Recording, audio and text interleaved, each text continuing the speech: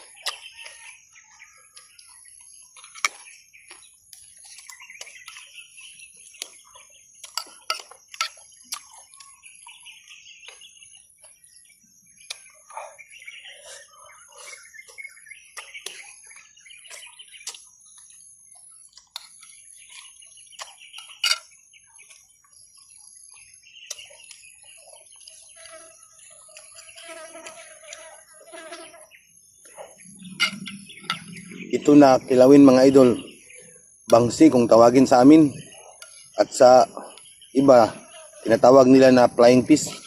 Ayan,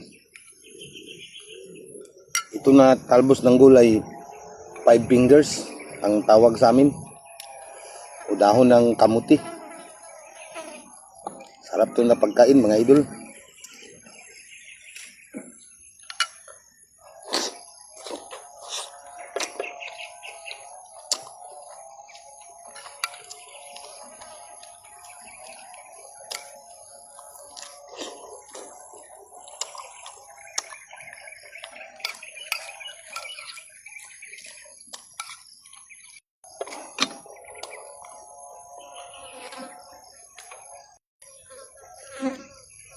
At shout out sa lahat na mahilig kumain ng inilaw na may gulay.